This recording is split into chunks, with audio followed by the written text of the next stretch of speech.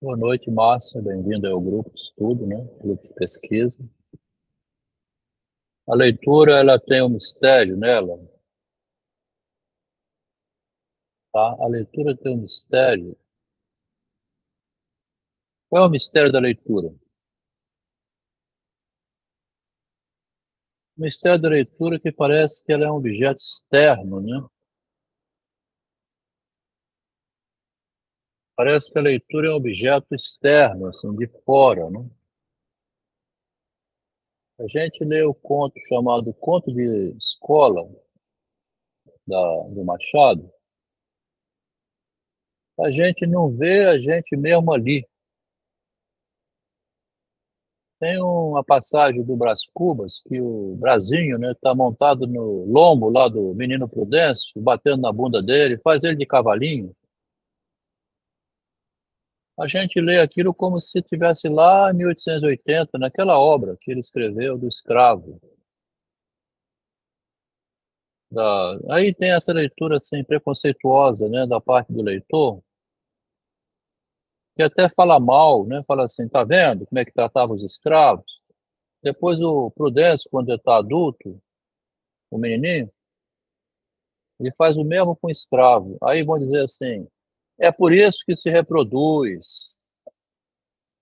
A gente lê, então, tem um mistério com a leitura que parece assim, a gente não vê ali o que a gente faz com nossos irmãozinhos, né? O irmão seu que montava em você quando você era criança, fazendo você de cavalinho, né?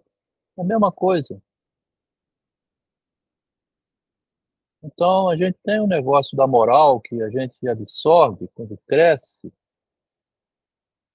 e com os filhos da gente, a gente vê e até ri, né? Você vê o seu filho assim, você fala, ó, meu filho, eu tenho um bolo na geladeira, você não mexe, tá? A gente vai abrir de noite, quando chegar seus amiguinhos. Aí depois você volta e fala assim, mas você mexeu no bolo? Tem falado para não mexer?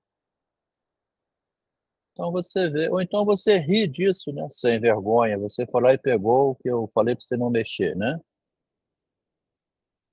Então, como é que você controla assim esse modelo de traquinas, que chama a traquinagem, né? Que a gente ri porque a criança precisa disso na vida, tá? Você não pode criar um menino, um filho, né? Que não sabe se defender na realidade. Vai criar uma criança que parece que não é desse mundo, né? Então tem uma questão, falamos assim no início, tem uma questão com a leitura que parece que a leitura é uma coisa que está fora da gente, né? Não é, você não lê você mesmo se vendo no texto. O texto é estranho, né? Você quer julgar o que está lendo, quer dar opinião. Então, a Lígia, como o Machado de Assis, parece que a Lígia, ela é como se tivesse feito análise com Freud, né? Alguns dizem que ela leu Freud, mas não precisa. Boa noite, Ricardo. Não precisa você ter lido Shakespeare, ter lido Freud, ter lido Machado, para você desde criança. Meu pai nunca leu nada, né? Meu pai nunca leu nada, nunca abriu um livro, não sabia nem ler. Não tem alguma coisa estranha que acontece na gente que parece que a vida vem de fora, né? Meu pai, apesar de não ser leitor de nada, ele tinha uma experiência da vida que só ele tinha, que formou 8 filhos que formaram escola. Mas ele dizia assim, tinha a fantasia de que ter título de engenheiro melhorava a vida da gente. Vê se pode. Título de universitário, assim, como se isso ensinasse a viver, né? Ele sabia viver muito mais que eu que fiz engenharia. Então tem um negócio estranho com relação ao saber que parece que cria uma distância, né? A gente fica descolado, assim, despregado, né? Aquela vida original, natural do índio, né? Do homem da natureza, lá da roça, né? O agricultor,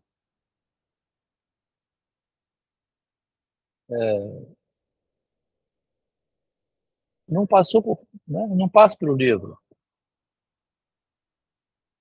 Então, parece que tem um escritor, que é a Lígia, aqui no caso, e o Machado a gente já leu, que ele tem essa percepção que a gente, nós seres comuns, né, seres comuns não temos, tá?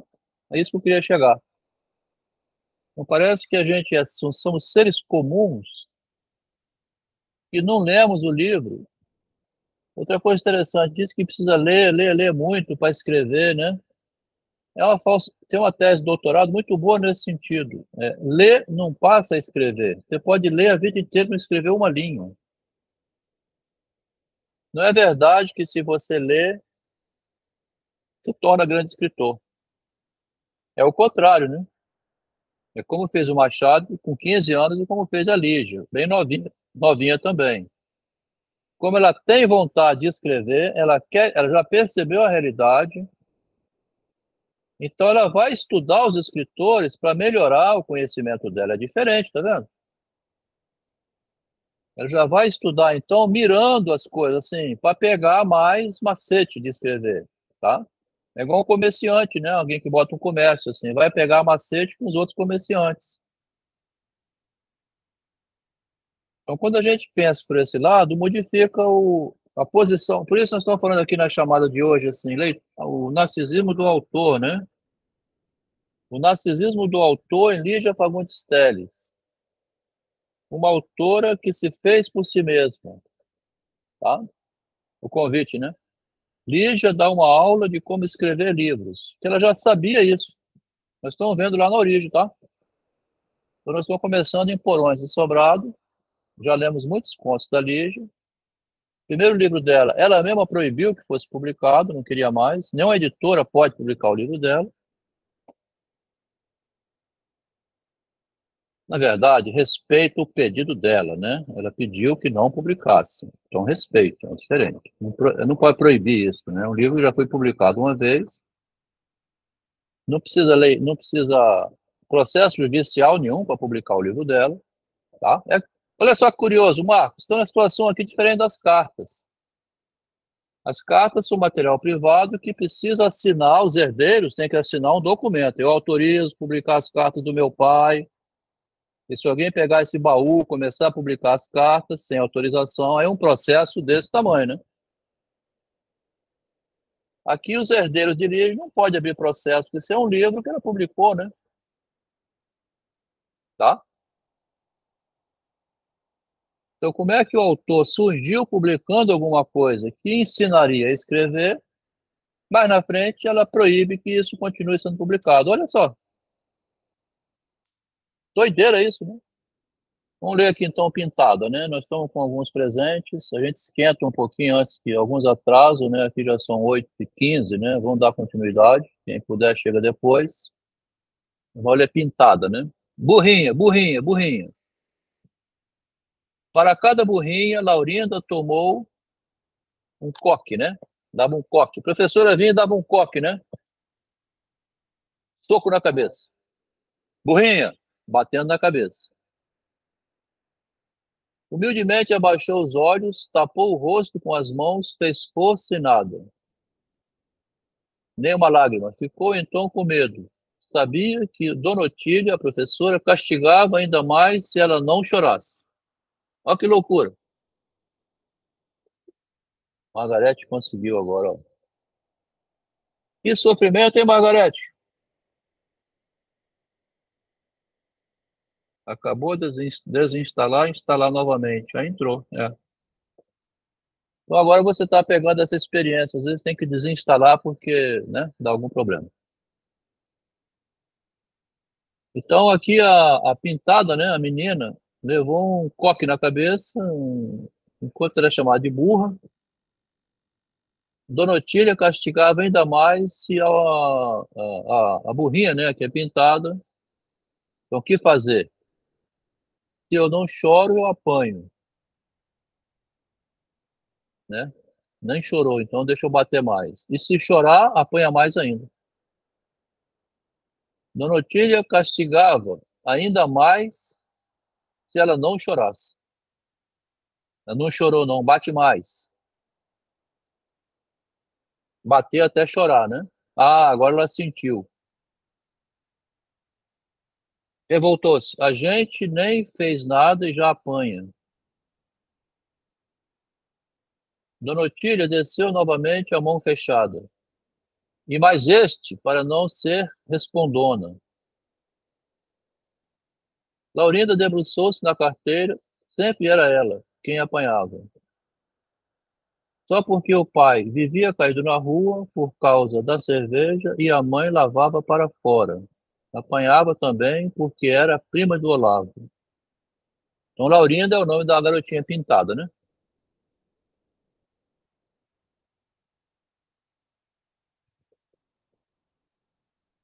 Apanhava também porque era a prima do Olavo. Vai ver mais na frente que esse Olavo, ela vai dizer depois, parou de namorar com Otília. Então, por isso que a Otília desporra na Laurinda. Bate nela porque o Olavo rompeu o namoro com a Otília. Devagarinho as lágrimas foram descendo, nasciam nos cantos dos olhos, vinham escorregando, trepavam no nariz e pingavam no caderno. Laurinda foi achando muito aquilo divertido. Aparava as lágrimas na língua, gostando do salgadinho, lembrou-se de que um dia a mãe dissera: o seu pai é uma barrica. Quando não tem dinheiro para beber, chora. Isso que é a tristeza. Qualquer lambe as lágrimas, que é um gozo. Aquilo já é pinga. Então a Lígia desce aqui aquele mundo rude, né, da linguagem doméstica, né? Laurinda riu-se. Imagine chorar pinga. Pintada, a menina ergueu-se. Através dos óculos azuis, os olhos de Dona Otília fuzilavam. Você está dando risada, né? Tá rindo aí, né? Laurinda fez cara de espanto. Eu não, até que estava chorando. Aqui estão vendo, então, né, como é que o narcisismo da menina lida com o narcisismo da professora. Então, fala relação tóxica, né? Narcisismo tóxico hoje em dia, só se fala isso. Naquele tempo da infância minha, assim, das crianças, não tinha essa palavra narcisismo, né, tóxico, né? Vamos aproveitar para esse conceito que está circulando de boca em boca hoje. Tem um narcisismo tóxico aqui, né?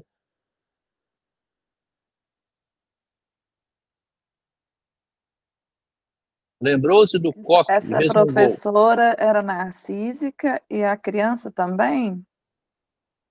Todos nós temos narcisismo, né, Adriana? Assim, a menina É, aqui, que a garotinha quando está rindo, é uma. O Freud fala, uma né? forma de crítica. O xiste, sua relação com o inconsciente, que ele lê no livro do Freud, que é o Assim, riso, né? uhum. O riso é um alívio, né? Você está rindo de uma situação, tá? Ela Mas pode ser também uma forma de atrevimento, né, de uma afronta, né? é um Porque quando a minha atrevimento. mãe me batia, por exemplo, eu olhava para ele e eu chorava. É como se eu estivesse fazendo uma afronta, entendeu? Você não tá me É, machucando, né? E é, eu, isso aí. é o narcisismo de defesa, tá vendo que bonito? Você gosta de você mesmo, você se protege, zombando da mãe, não doer eu, não doer eu, essas coisas, né? É isso também, quando eu apanhava pelo mesmo motivo, assim, da menina, né? Apanhava porque tirou 85 em matemática, no quarto ano de grupo. É. Aí eu ficava muito revoltada e não chorava. Quer dizer, o narcisismo é um mecanismo de defesa e tem múltiplas maneiras de se manifestar, né? Do lado da mulher, a Otília, ela batia na menina de ódio porque o Olavo abandonou ela, desforrava na cabeça dela, né? E a menina aqui parece que ri por isso também, tá? Ela me bate porque o meu primo não quer namorar com ela mais. Você está rindo, né? Laurinda fez cara de espanto. Eu não, até que estava chorando. Tá vendo a frase de defesa? Ela É tem que interessante também como essa menina, a Lígia, né, mostra a criança despertando para as perversidades, né? Para as mentiras, né? Igual o menino que viu a mãe traindo, né? Essa menina que percebe que a tia, né, tá maltratando porque o tio não a quis, né? Então, assim, ela mostra muito a percepção da criança, né? Em É isso relação aí. ao adulto, né? Parabéns, é isso aí, parabéns. Quer dizer, ela está mostrando como é que forma a criança, porque a criança é formada na maldade do mundo.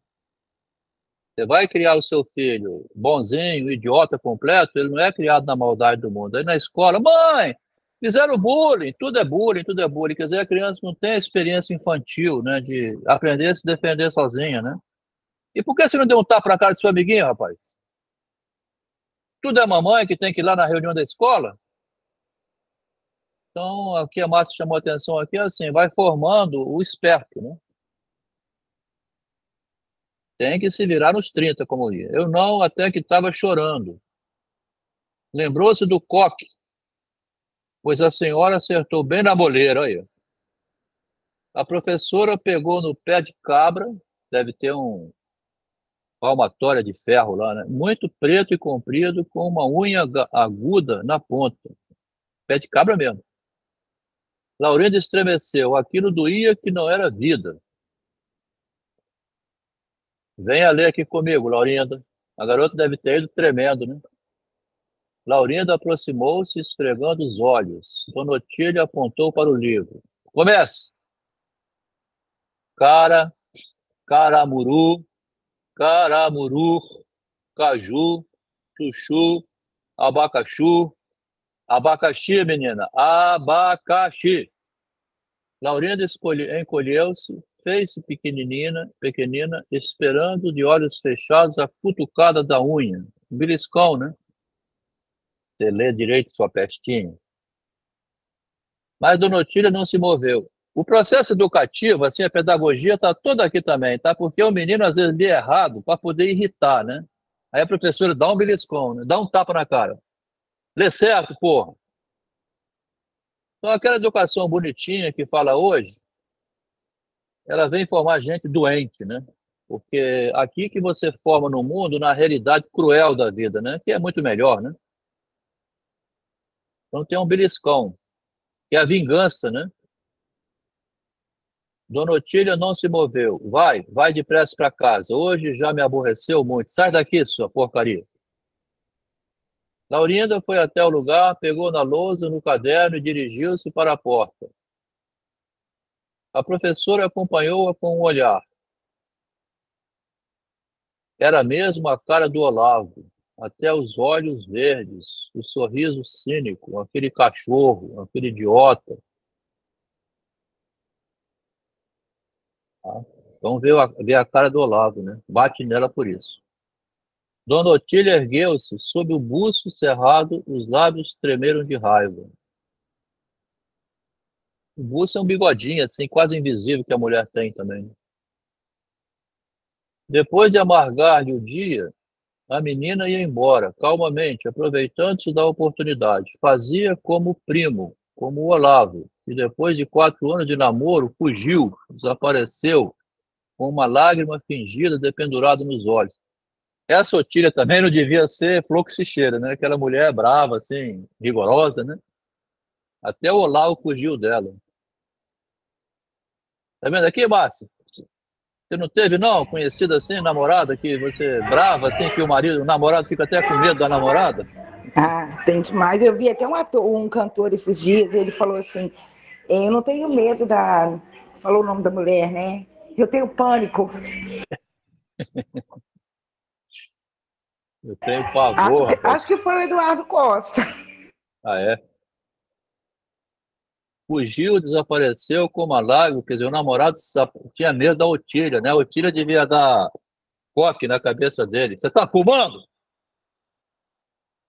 Chegou bêbado, né? Toma aqui a cacetada. Vai parar de beber, rapaz. Você é uma mulher educadora, né? Mete medo no homem, né? E não me apareça mais, entendeu? Não me apareça mais. Laurindo foi descendo a escada. Lembrou-se dos tempos em que o primo ainda era noivo de Dona Otília, um guidão. Aí a Laurinda vai falar assim, naquele tempo que era bom, né? Ela não brigava comigo, me dava bombom. Laurindinha, meu bem, cita aquele poema. Boa noite, Vinícius. Laurindinha, querida, cita, meu bem, cita aquele poema, aquele do canarinho que eu te ensinei. O Adelmo, até cheguei a Ah, pensar que esse nome pintada não é a sarda da menina, né? Parece que é a maquiagem que a professora usava, entendeu? Assim, né? Tratava bem quando estava com cara e mal depois. bem lembrado, hein? Pode ser um desvio de leitura, tá vendo? Ó, é porque a Márcia tem muito tempo que está lendo já, além da experiência de vida dela, como mulher, né? Mãe, avó agora. Mas ela trouxe interpretação aqui que eu não tinha pensado, não. Essa pintada, né? Pode ser uma pintura também, uma metáfora muito bonita, então. Quer dizer, ela se pintava de um jeito, agora se pinta de outro, essa professora sem vergonha. Porque aqui ela era linda, né? Ó, tudo bonzinho, né? Laurindinha, como a sua nota foi a melhor da classe, vai receber um prêmio na festa da bandeira, tá vendo? A garotinha sabia ler, tinha a melhor nota da classe. Como é que agora levava cascudo, né? Pensou com raiva no primo, tá vendo? Se você lê pelo narcisismo, você consegue entender todas essas raivazinhas, né? Essa provocação eterna que é a vida da gente, né? Ficou com raiva do primo, aquele miserável separou dela, eu apanho. Eu que era a primeira da classe, né? Talvez nem fosse a primeira, né? Só ganhava para poder conquistar o rapaz. Tudo por causa dele. Onça pintada, dona Onça. Ficava até agora noivo com essa bruxa. Eu passava de ano. Em vez, não. Tá vendo? Se eu tivesse ficado com ele, a bruxa me passava, né? Para conquistar o rapaz. É uma jogatina só também, né? A gente não sabe se existe isso na realidade, né? Tem professor que talvez. Será que tem gente que passa o garotinho de ano para agradar, para conquistar, né? Vai saber, mas a autora pôs no livro isso.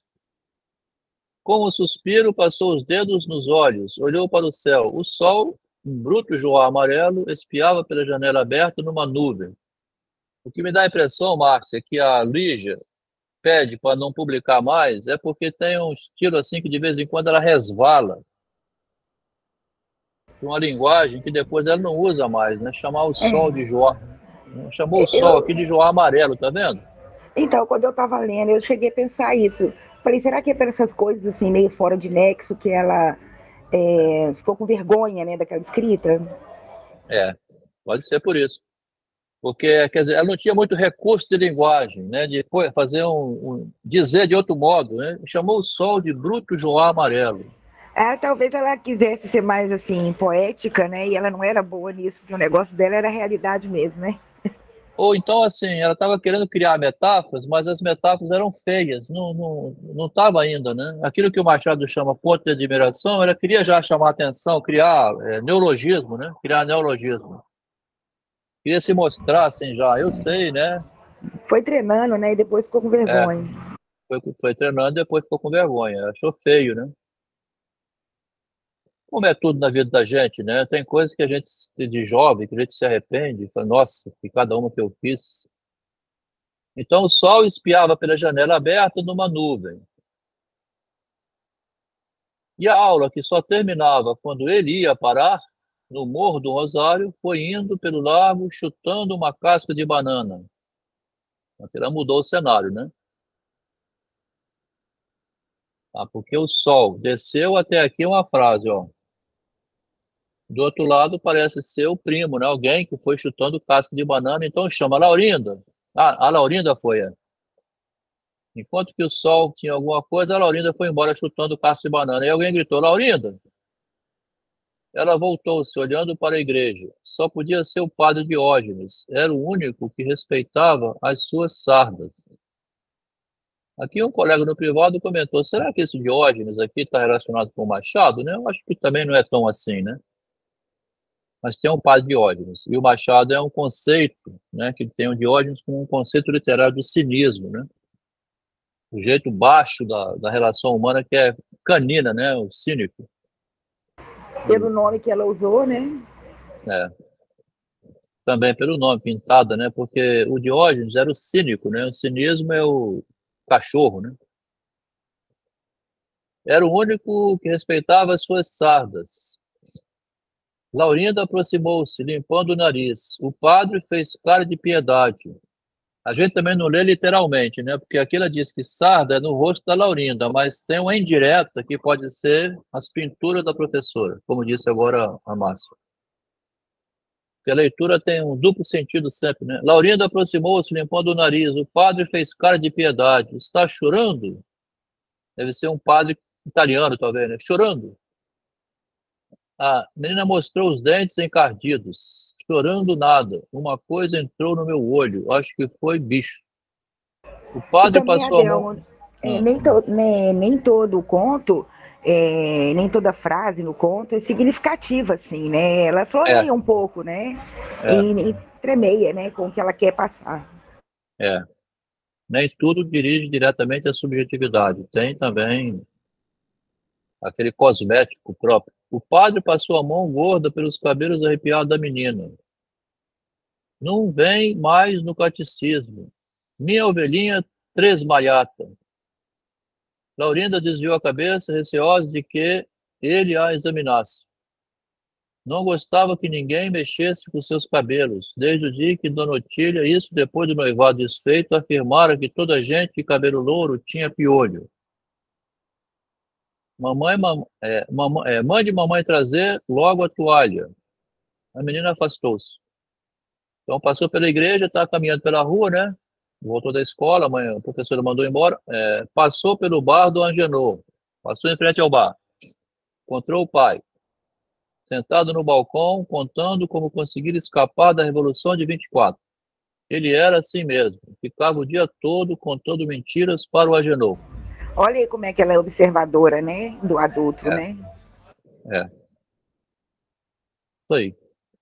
Quer dizer, a menininha tem uma percepção psicológica da realidade, não é isso que a Márcia está dizendo. Observador, assim, psicológico. É despertando eu, né? É, a observação psicológica do narcisismo que vai despertando o eu dela. Isso aí. Ele está acordando, né, para o mundo. Ele era assim mesmo. Ficava o dia todo contando mentiras para o Agenor. Depois bebia e mandava botar na conta. Então não é. Eu estava assim, desprevenido, quando de repente senti um calor na orelha e um ventinho, vum! Laurinda entrou no bar, escutou essa conversa acontecendo lá dentro, né? Benção, pai! O que é que veio fazer aqui, menina? Me espiar, é? Eu não. Dona Otília disse que eu já sei tudo o que ela ensina. Esse ano nem preciso mais voltar. Mente pro pai, né? Teotônio fez um gesto largo. Aqui vai ter um comentário bonito sobre escola, tá? É igual o Machado também, no conto de escola, né? Teotônio fez um gesto largo. A oportunidade era ótima para dizer as frases que ouvira certa vez no discurso. Era bonito e guardar, então ele vai dizer o que ele ouviu. Para que estudar? Para que se preocupar com o futuro, com o nome? Se nada disso existe, esses idiotas por aí unham-se, insultam-se por um pouco de dinheiro, por uma mulher, e passo de cabeça erguida. Eu sou o milionário, eu sou o poeta notável, eu sou o sábio. Cretinos, grudam-se à vida, julgam-se muito no alto, e de repente, no minuto, rebentam, caem podres no chão, inúteis, nojentos, o cérebro que sabia 20 línguas, fedendo, as mãos que acho que repetiu o quê? Que alisavam fortunas desfeitas. É por isso que temem a morte, porque ela é a negação da vaidade. Olha que bonita essa frase. A morte é a negação da vaidade, tá? Temem a morte, porque a morte é a negação da vaidade, é a negação da beleza, a negação do poder, tá? Teotônio esquecera-se do termo, deu um soco na mesa, negação do poder. A Lígia também, aqui ela mostra assim, como ela quer alcançar a imortalidade igual o Machado, ela já percebe a ligação da vaidade com a morte, né? desde cedo. E o efêmero, né, a efemeridade da existência, e uma forma de se proteger contra o desaparecimento, a negação total, que no futuro ela vai dizer assim: me leia, não me deixe morrer. Essa frase, mantenha-me viva, né, pela minha literatura, que nós estamos fazendo isso, né? Ela morreu em 2022, nós estamos mantendo a Lígia viva. Me É leia. interessante que porque parece assim, quando ela fala assim que é inútil estudar, né, inútil tudo isso, parece que ela está questionando assim o vazio da existência mesmo, né? Assim, para que tudo isso se a gente vai morrer, né? Também tem essa reflexão. Aqui é múltipla, né? A linguagem é múltipla, sempre tem. Você pode tirar muitas leituras. Uma delas que me parece assim, eu já sei escrever, tá? Se você for ler a Lígia no conto, como estava o Machado nos Imortais, o Machado diz: eu já sei escrever. Eu vou ler mais para aprender.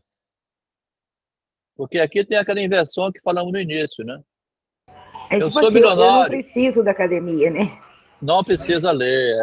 Já sei escrever, eu vou ler para aprender mais. É diferente, né? Eu vou ler para enriquecer o vocabulário, fazer metáforas melhores, ter mais habilidade com a criatividade, né? Mas a criatividade inata dela já está expressa aqui aos 20 anos, né? Ela faz uma certa zombaria aqui com o estudo, no sentido assim, estudar não te conduz a escrever nada. Tá cheio de gente que tem um monte de doutorado e nunca publicou assim um conto desse, né? Não sabe criar, né? Quando vai criar, tem que citar Heidegger, Platão, aí vai falar assim. Tem um cara que estuda a obra de Lígia e falou assim, é porque a Lígia leu muito Nietzsche. Aqui nessa parte é o Nietzsche, né? Aí fica Dionisíaco, né? Dionisíaco, Apolíneo. Parece que ele não percebe que ela faz uma crítica a esse pensamento. Que você, para poder escrever alguma coisa, tem que ficar citando, né? E também é natural que você pegue uma literatura e enriqueça com ela, né? E aí você vai mais ou menos, né, se identificar com aquilo, né? E você cita. Não quer dizer que você está sendo uma cópia daquilo. Né? Você identificou, concordou com aquela ideia, né? Enriqueceu. É normal isso. É. Então, a vaidade, como é que chama? A morte, a negação da vida, né? Então, já ligou a vaidade com morte. Ô, Lucas, boa noite, hein? Obrigado por ter vindo. O Lucas é muito ocupado, tem sempre alguma coisa para fazer à noite, às vezes ele consegue entrar assim mesmo. Obrigado por ter vindo, Lucas. Trabalha com a terapia também, né? Então, ela dizendo aqui que a vaidade tanto faz, de um lado, ser a negação da morte, como também a negação da beleza, a negação também do poder, né? No sentido de que você não vai saber exercer o poder se não souber que é com ele que você, com a vaidade, você chega nele. Calou-se. Angenor olhava-o maravilhado. Angenor é o pai, né? E o Teotônio é o dono do boteco, né? O dono do boteco, boteco de cachaceiro, tá? Alcoólatra, né? Vende coisa assim, cheia de mosca, aquelas botecos de periferia. Muito parecido com a vida do meu pai aqui, né? Mas meu pai não falava mal do estudo, não, ele falava bem. Aqui é a Lígia que está falando mal do estudo, né? No sentido do estudo que não ensina essa abertura que ela trouxe originariamente com ela. Calou-se. Angenor olhava-o maravilhado. Teotônio aproveitou-se do encantamento. Uma dose dupla, amigo. Laurindo ergueu-se. Até logo, pai. Teotônio abriu os braços. Não quer comer alguma coisa? Coma, minha filha. Tire doces, tire o que quiser. Claro, né, filha do amigo? Laurinda não aceitou, já sabia qual era o fim. Não demorava muito, o pai atracava-se com a Genô e que acabava apanhando era ela. Saiu na estrada e encontrou o carro de Vicente. Aproximou-se humilde. Então ela estava indo para a escola, já passou pelo terceiro, né? O primeiro é o padre, depois o boteco, agora o Vicente. Me deixa em casa, Vicente. O mulato deteve os bois. Tem aquelas carroças, né? Suba aí atrás, menina. Laurinda ajeitou-se no capim macio, protegendo com os braços os olhos contra a luz, né? De certo, agora era apanhar mas de todo jeito, a trança de cebola era muito mais macia do que o pé de cabra. Podia agora andar o dia todo, solta pelos campos, catando amoras, ajudando a mãe a estender a roupa, alvinha na grama molhada, e nem precisava mais cortar as unhas, lavar os pés enlameados. Tá vendo? No conto de escola, tem um instante que o Machado fala assim: um garoto olha pela janela, vê os outros amiguinhos soltando papagaio, jogando bola no morro vizinho, todo mundo se divertindo, ele sentado na cadeira. Tem um pouco de uma réplica aqui do conto de escola do Machado, quando fala aqui, né, solta pelos campos, catando amoras, né, ajudando. A professora mandou embora da escola, foi até bom. E também parece que ela fala um pouco até é que a criança, né, como produto do meio ali, porque ela vê o pai mentindo, né? Depois que ela cita as mentiras do pai, né, ela já fala que tirou, que nem precisa ir mais à escola, É, né? Ela vai mentindo também. é. Para poder ter prazer na vida, né? Você tem prazer na vida quando você tira um pouquinho para o seu lado, né? Se ficar só seguindo o regulamento, sorriu de gozo. A voz preguiçosa de Vicente rompeu o silêncio numa toada. Então, ele ia cantando, ó, mestre carreiro, como chama o vosso boi. Isto é uma saudade de um amor que já se foi. Esse é o Vicente fazendo cantarolando. Laurinda bocejou, olhando para o céu, espetado no Morro do Rosário, o sol ardia, sangrando, e assim acabou o conto. Acabou esquisito, né? Ali já acaba sempre esquisito, né? Já vimos isso. Tem um término assim, que sem fim, né? Sem fim. Não tem finalidade, não. Tá esquisito mesmo. Final É um inesperado, né? final que não é nem feliz nem triste, né? É. Aqui o Erasmo a gente já leu, né? Que é o que fugiu do convento, porque escutou o sermão. Você tem que salvar a Madalena. O padre foi falar isso para um rapaz que foi virar padre para fugir do desejo erótico pela mulher, né? Que é muito difícil, né? O envolvimento com a mulher. Achei tão interessante, só voltarei. O padre falou aqui num sermão danado, né? Ide, meus filhos, ide por este mundo, e onde houver uma alma pecadora, lá devereis estar para salvar essa alma. Ah, é? Pois eu larguei a minha namorada Madalena porque era pecadora, né? Aí ele fala para o padre: só voltarei depois de ter salvo a alma da Madalena. Interessante, né? O padre mandou o rapaz ir salvar as almas pecadoras. Ele falou: tá bom então, padre, eu vou lá salvar, vou casar com ela, né?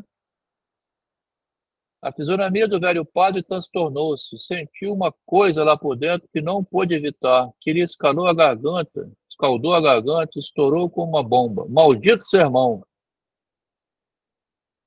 Persignou-se por causa do mal que foi dito. Vai salvar as almas pecadoras. Tá bom, padre, eu vou lá salvar a Madalena, porque eu achei que ela estivesse pecando quando arrumou um namorado, né, e me largou. Agora eu vou lá porque ela quer a mim mesmo. Então a Lígia é muito assim, muito madura para 20 anos em termos de escritura, mas de ideias, né, mas o texto era mais pobre um pouco, tá? Mas a malícia estava toda nela já, né? Já tinha toda a malícia em si mesma, só não tinha ainda o jeitão que desenvolveu depois, né? Também ela ficou esperta, né? Que parece que ela passou, né, pelos primeiros contos que nós lemos, né? Se o leitor na obra, né? Ela conviveu com aquelas tias que era tudo um teatro, né?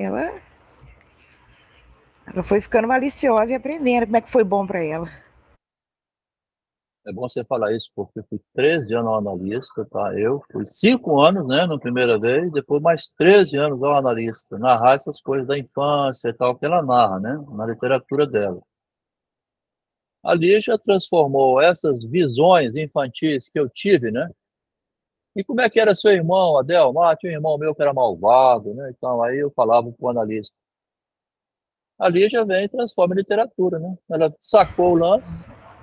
Tem até esse conto aí do judeu, né? Mas que, né, num outro conto ela falava que a mãe era judia, né? É, Agora já vem falar que o judeu é ladrão, né? é.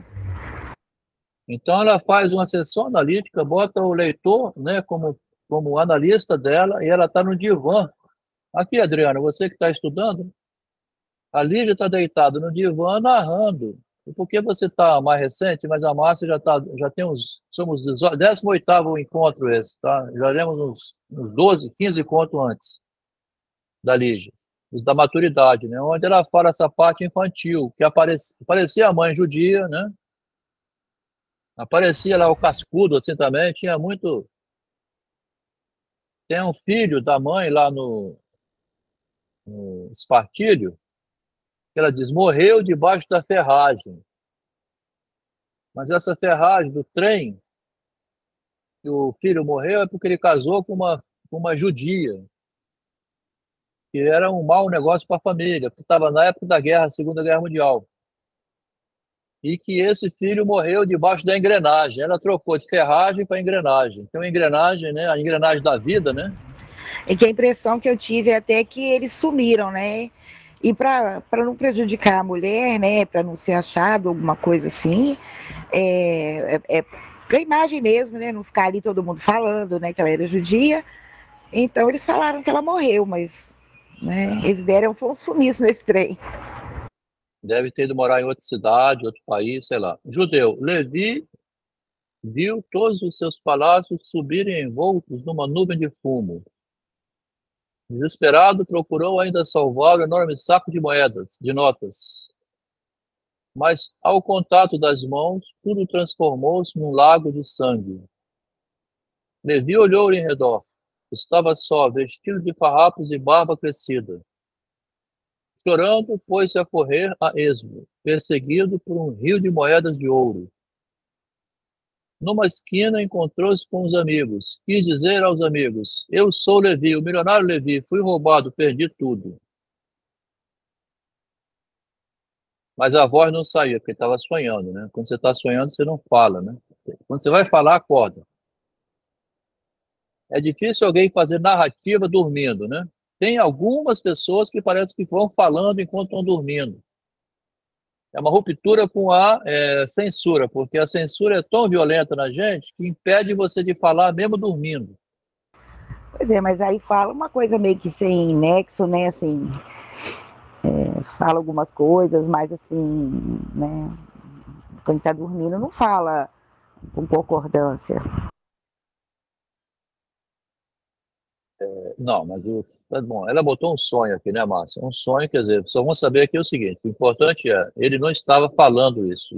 Ela diz, é um sonho, né? Que a voz não saía, ajoelhou-se, então acenou-lhes, cravou as unhas no peito nu e nenhum olhou para o seu lado, nenhum o reconheceu. Foi então que, de repente, todos os lados. Fala, Clarice. Eu posso voltar um pouco ao primeiro conto, porque eu percebi Pode? uma coisa, né? É muito interessante esse conto aí, porque, na verdade, é relacionado ao narcisismo, né? Então, quem era Narciso? Ele só via a própria imagem. Então, o que acontece? Então, dentro de nós existe, né, mesmo que seja inconscientemente, é um jogo de interesses. Na vida, nós fazemos parte de um jogo de interesses, cada um defendendo seu lado. Uns mais e outros menos. Isso não significa que você vai defender seu lado apenas sendo mau caráter, mas faz parte da natureza inconsciente do ser humano. E até mesmo a menina, ela desenvolveu também a sua maneira de relacionar, as suas estratégias dentro desse jogo de interesse da professora. Deu para perceber muito nitidamente isso. Que a professora, ela, na verdade, ela estava... o comportamento dela era baseado principalmente no umbigo dela. E a menina, através de apanhar e de sofrer também, ela aprendeu a tirar proveito na necessidade da professora, porque ela aprendeu a ler a professora de uma maneira tão sutil, sabe? E assim somos todos nós. Existe o narciso, a natureza narcísica dentro de cada um de nós, querendo ou não querendo, em alguns momentos mais e outros menos. Tem um conto do Machado, né, que fala sobre isso, que eram 3 rapazes, né, disputando uma moça Sara, né, e quando um percebeu o calcanhar de Aquiles, né, da Sara, e ele foi passando imagens que não era nada daquilo, né, mas ele acabou conquistando a menina, né. Então, assim, a pessoa percebe o ponto fraco, né, do outro. Calcanhar de Aquiles. Isso aí. Como é que você penetra na outra pessoa, no ponto fraco dela, que ela então te admite na vida dela? É o jogo, né?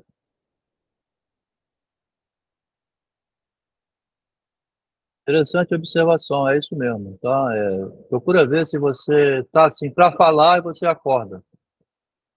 Porque a censura fica ligada para você nunca falar, né? Você tem que falar consciente do que está falando. Se você falar dormindo, entregando ouro, né? Bastaria gravar a pessoa dormindo, né? Que ela estaria fazendo uma análise completa. Que a vigilância da gente é que impede você fazer uma boa análise, né? O Freud vai descobrir em 1914 isso. O Narciso é narcisismo o general, né? é, Comanda até no sonho, muito até interessante. no, Nós já discutimos até isso uma vez sobre inconsciente, né? é. Então, a morte é o fim da vaidade. É quando você morre, aí você fala tudo, né? Precisou morrer lá o Brás Cubas, né? Esse é um jogador do Machado. Então, mais a voz. Se quiser, pode falar, tá? A morte é a realidade. Né? A voz não saiu. Ajoelhou-se, então, acenou-lhes e cravou aí no peito e tal. Foi então que, de repente, de todos os lados surgiram meninos com enormes pedras. Judeu ladrão, judeu assassino, judeu, judeu. Levi sentiu uma dor aguda na fronte. Devagar abriu os olhos molhados, passando os dedos trêmulos pelo queixo, pelo pijama de seda. Não tinha barbas nem farrapos. Respirou aliviado. Que pesadelo! Foi aquele peru. Alguma coisa que ele comeu, que ele então teve um pânico aqui durante o sonho, né? Que teve essa narrativa que terminou aqui, né? Acordou, ainda lembrando do sonho, né? Judeu ladrão, judeu ladrão. Porque quando caiu tudo aqui, que acabou o incêndio, ele perdeu tudo, o sonho tinha essa continuidade. Que pesadelo! Fechou os olhos para dormir de novo, mas o sono fugira. No silêncio do quarto, aquelas vozes ficaram repercutindo. Judeu ladrão, judeu ladrão. Ele escutou a voz no sonho, né? Levi mordeu os lábios com força. Até em sonhos via o ódio que todos tinham à sua raça, judeu. Sim, mas ladrão? Nunca roubaram, nunca mentira. Por que estava essa prevenção? Por que essa raiva? Aqui é interessante que o Alain Badiou tem um livro chamado A Questão Judaica. Parece que o que forçou os judeus a serem muito inteligentes foi o fato deles precisarem viver foragidos, né? Sempre vistos como bandidos, desde o início, quando Jesus Cristo foi condenado. Tem 2000 anos isso. Até em sonhos via o ódio que todos tinham à raça. Desde criança sofria as perseguições, como se tivesse culpa de ter aquele nariz adunco e o nome de Levi. Tinha só 9 anos quando sofreu a primeira injustiça. Na mercearia em que trabalhava, sumiu uma maçã. Lembrava-se tão bem. Saia daqui. Foi você, Levi. Foi você quem tirou a maçã. Judeuzinho sem vergonha. Desde pequeno já rouba. Levi quis negar. Não fora ele. Era honesto. E todos riam-se quando jurou que nunca mentira. Saiu expulso, humilhado, com a face ardendo do bofetão. A vida é isso aí, né, bicho? Fez ou não fez, né? Vai levar cascudo na cabeça, mas não chorou. Uma raiva surda foi nascendo no seu peito. Raiva do patrão, raiva de todos os homens que não eram judeus como ele. Precisava vingar-se daqueles que o amaldiçoavam a sua raça. Mas de que maneira? O livro do Badiou é bem mais recente do que esse aqui, tá? A tese aqui da Lígia nesse conto, então, é a mesma tese do Alain Badiou, que diz assim: os judeus têm que mostrar superioridade porque eles já são o lixo da humanidade, né? Então, pensou em subir muito e ficar lá no alto para poder pisar em todos que agora cuspiam nele, subir numa pilha de notas, dominar tudo com bastante dinheiro, bastante dinheiro. É uma teoria do narcisismo, então, tá? Onde você se vinga mostrando a sua força. Levi vestia farrapos e, entretanto, tinha a certeza de que não fracassaria. Foi quase tudo. Foi mascate, corretor, vendedor de bilhetes, agiota, foi de tudo na vida, né? Um dia conheceu uma viúva muito ignorante e rica e não hesitou em casar-se com ela. De posse da fortuna, Levi fez grandes negócios, arriscou tudo. Tem que arriscar, porra, escreveu lá naquele conto, né, de 1965. Uma do Tesouro, né? Arriscou tudo. E nem ficou surpreendido quando, de repente, o seu nome foi aparecendo nas revistas, nos jornais. Ele prometera a si mesmo ser poderoso. Tá vendo? Cumprira. Pouco a pouco foram aparecendo os amigos que, de cabeça baixa, pediam favores, porque os judeus são tidos como dono de banco, né? São agiotas, né? Estavam todos em suas mãos, políticos, industriais, banqueiros. A mulher morreu. Depois de lhe ter dado um filho, né? É o leão. Tudo o que ganhara era para o filho leão. Não seria nunca desprezado, não sofreria humilhações. Era o filho do judeu Levi, do milionário judeu Levi. Em cima da mesa, o relógio bateu 5 vezes. Levi bocejou longamente e baixinho, começou a contar números até o sono vir. E achou-se de novo entre pilhas de moedas de ouro, tintas de sangue. Dormia, vinha isso, tá vendo? O sentimento de ter roubado, né? Até o sono vir. Quando vinha o sono, vinha. Quando tem a bolinha assim, é porque muda o cenário, né? A cena muda. Diariamente ele vai jogar. Perde muito, bebe até altas horas, em bares sempre rodeado de gente de má fama. Ainda ontem, depois de uma briga, foi parar na polícia como desordeiro. Não frequenta as aulas da faculdade há quase 2 meses. Isso aqui é o Leão, né? Enquanto o pai, o Levi, transformou a desgraça em riqueza, o Leão transforma a humilhação de ser judaico em jogo, né? Não faz faculdade, tudo que o pai faz por ele não vale nada. Fez demais também, né? A facilidade que o pai deu, né? É. Levi ficou um instante, pensativo, uma ruga apreensiva entre as sobrancelhas cerradas. Encarou o detetive. Detetive é porque alguém contratou alguém para vigiar o filho, né? Eu vou controlar as mesadas, falou para o detetive, né? Receberá o essencial para o café e cigarro. Sem dinheiro deixará essas loucuras. O homem hesitou perturbado, enrolando nas mãos o chapéu. Não é só isso. O caso é que há dias foi preso um vendedor de tóxicos. Interrogado, confessou que há quase 3 meses vendeu toda a cocaína que possuía para o seu filho Levi. Esse é o detetive que está falando, né? Seu filho Leão. Leão é o filho do Levi. O detetive, então, foi contratado e foi verificar isso aí. Silêncio. Não, fez um silêncio. Levi caminhou pensativo até a janela. Devagar, passou os dedos magros pela testa, gesto que fazia diante dos problemas graves. Sem dinheiro não fará mais nada disso. Esses vícios custam caro. O detetive saiu discretamente. Sozinho, Levi ficou longo tempo a olhar distraído para o jardim, girando nervosamente no indicador a corrente de ouro do relógio. Apertou a campainha. Um mocinho ruivo apareceu imediatamente. Levi ordenou: o senhor não deve mais dar dinheiro ao meu filho Leão. Corte a mesada e peça a ele a chave do cofre. Apareceu alguém, devia ser alguém que vai saber quem era, né? O Levi deu uma ordem a essa pessoa que chegou. O mocinho afastou-se apressado. Levi ficou pensando. Ganhara tanto para que ele fosse respeitado, para que se formasse. Aqui eu acho que deve ser o filho, né? Deve ser o filho. Não, um filho leão ele chama de filho. Não fica claro. O mocinho afastou-se apressado. Levi ficou pensando. Ganhara tanto para que ele fosse respeitado, para que fosse se formasse. Tanto dinheiro acabou por perder, viciado em jogo, em tóxicos. Ergueu os olhos para o retrato de um moço em cima da mesa. Um sorriso de ternura desenvolveu-se nos lábios do desbotado judeu. O meu Leão, uma criança, quase. É preciso salvá-lo. Então era o retrato do filho, né? Muda o cenário de novo. No silêncio do palacete, Levi escutou um ruído abafado de passos, subindo cautelosamente a escada. Leão já se recolhera. Os criados dormiam. Acendeu o fósforo e consultou o relógio. 4:30.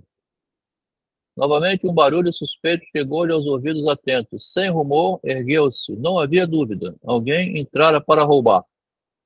Vestiu o roupão e, pondo o revólver no bolso, subiu a escada, deteve-se ao encontrar a porta do escritório aberta, gritou canalha.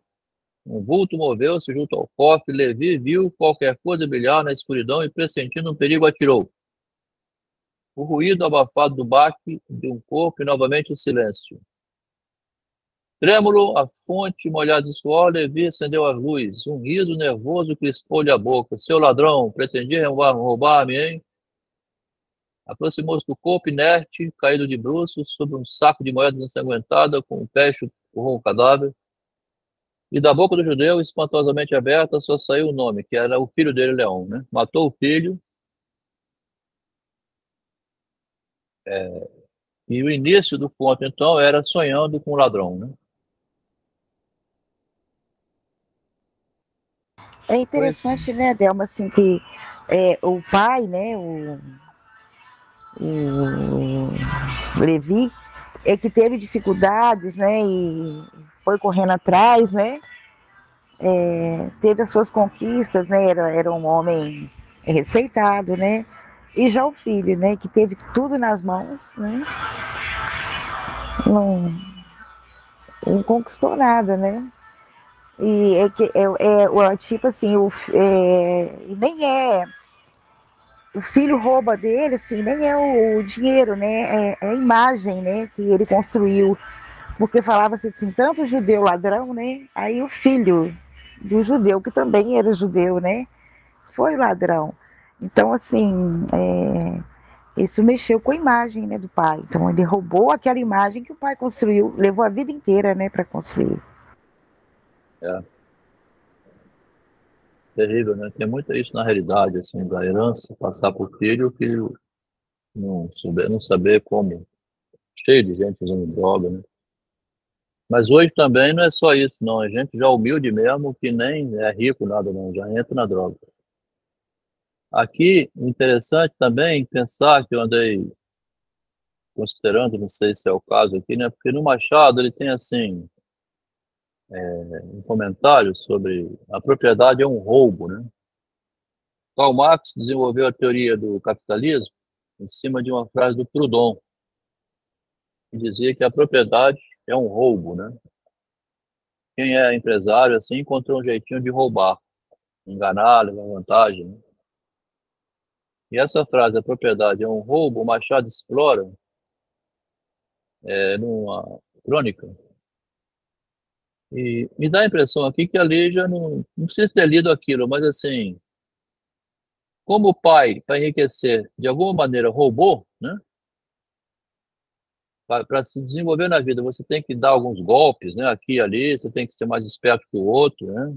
Aqui a minha sogra disse, na década de 50, um governador aqui do estado, chegou a governador, ficou milionário de uma hora para outra, quando ele escutou um telefonema, uma linha cruzada, e o café ia ser erradicado, tá? A erradicação do café que aconteceu na década de 50, aí ele saiu comprando todo o café que ele podia comprar, porque o café de uma hora para outra multiplicou o preço, né? E através de um telefonema cruzado, ele obteve a informação que ficou milionário de um pouco tempo. Comprou todo o café, mesmo sem poder pagar, Assim que vendeu, porque o preço triplicou, foi lá e pagou de quem devia e tinha só o dinheiro na mão. O judeu é esperto para fazer isso, então ele há um sentimento assim, estou roubando, eu roubei, né? Porque esse sonho do Levi, né, o que eu tenho é produto de roubo. O sonho seria mais ou menos esse, né? E também você vê que ele tendo esses pesadelos, né? Porque o judeu também, ele é marcado por isso, né? Por essas É, vantagens financeiras, né? Então, é, assim, isso incomodava ele e acabou que ele deve ter feito também, assim, né? Para é, subir tanto, né? Mas as tormentas, né? Que ficam, né? Que marcam as pessoas por uma raça, né? Por um credo, né? Que, assim, como é que fala? Rotula, né? E ele tinha essas tormentas noturnas, né? isso aí. Quando a gente vai crescendo na vida, a gente faz algumas coisas que não são muito boas e tem pesadelo, né? Aí o desfecho da Lídia se compreende quando ela vê que ele mata o filho dele como uma vingança contra alguém que rouba, sendo que esse roubo também era praticado por ele. Com isso, nós terminamos esse conto, né, que são 12 contos, esse livro, foram sobrados, e ficamos de começar hoje aqui esse é de 1938,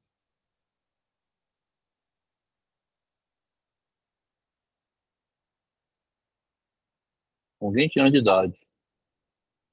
Em 1944, agora com 26 anos, né, a Lígia publica o Praia Viva.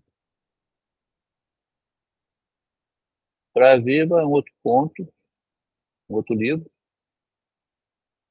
que ela também pede que não seja publicado. Os dois livros que nós estamos lendo, então, Praia Viva, que está bem machucadinho, então é uma obra única essa aqui, né, que um colecionador tem, bem prejudicada, assim, ó, feia demais para ler,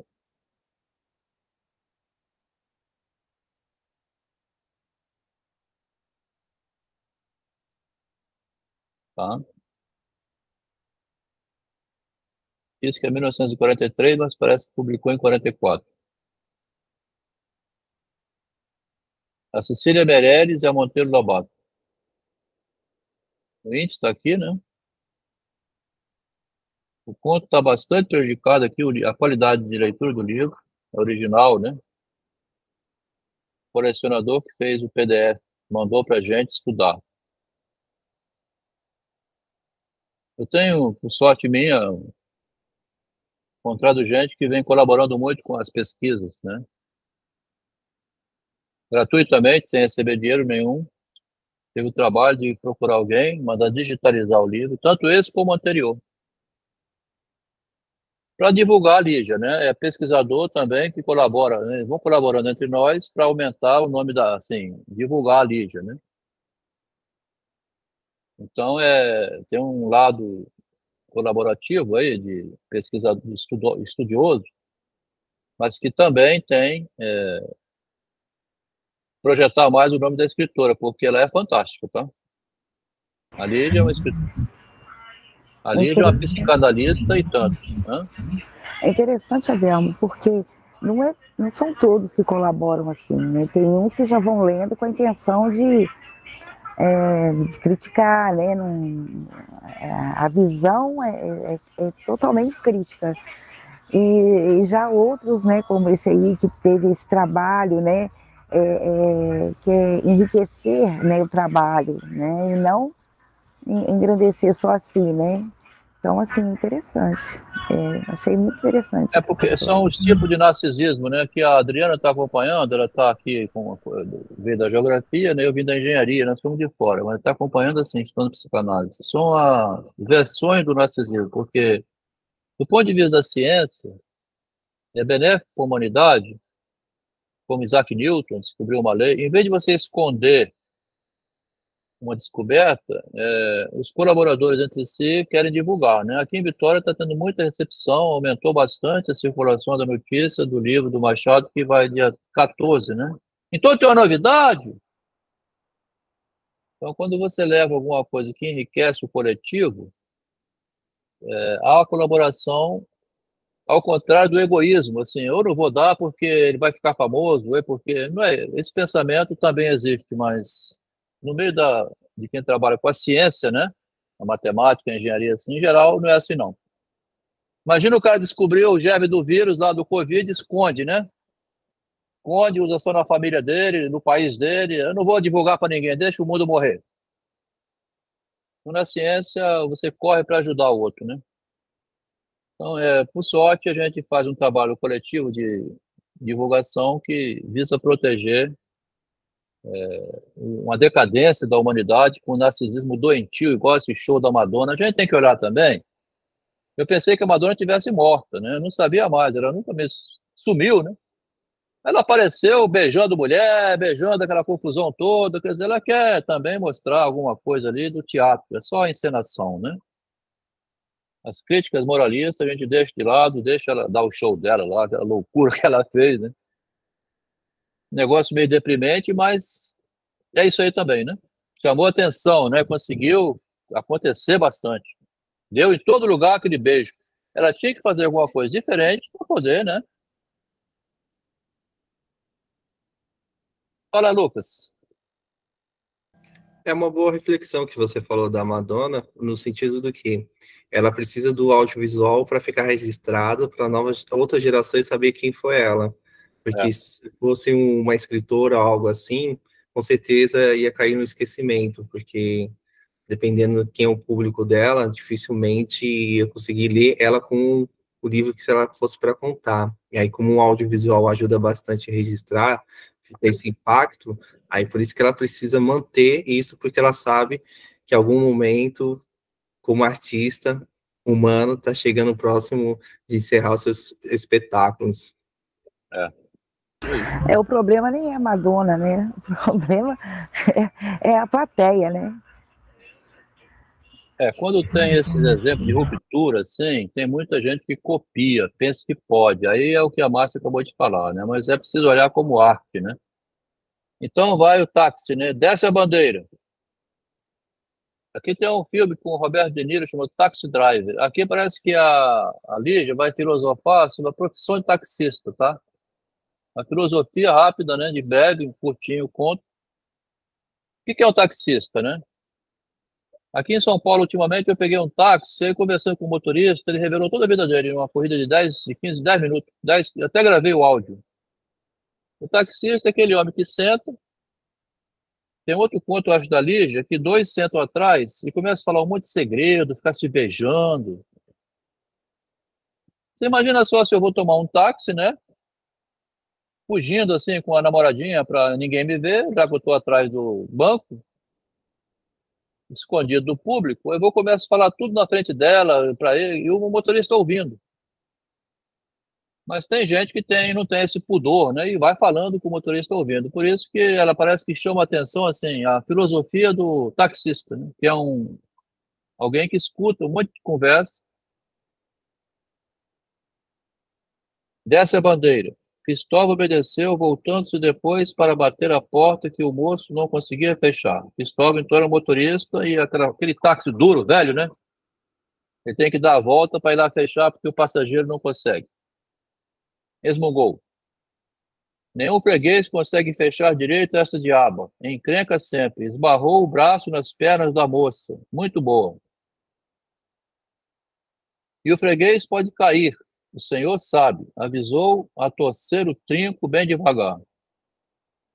Aqui já avançou 6 anos. A escrita dela está um pouquinho mais indireta, né? Ela é insinuante, tá? Ela não é tão assim clara como era lá atrás, cristalina, né? A gente vai entendendo aos poucos que tinha um casal, né? Desse jeito. O freguês pode cair, tá chamando a atenção do motorista, né? O senhor sabe, avisou a torcer o trinco bem devagar. Estaria sem meias? Tá vendo? As frases estão jogadas no meio, né? Boa mesmo, é perigoso, o senhor sabe. O que que é perigoso? A porta ou a mulher sem meia?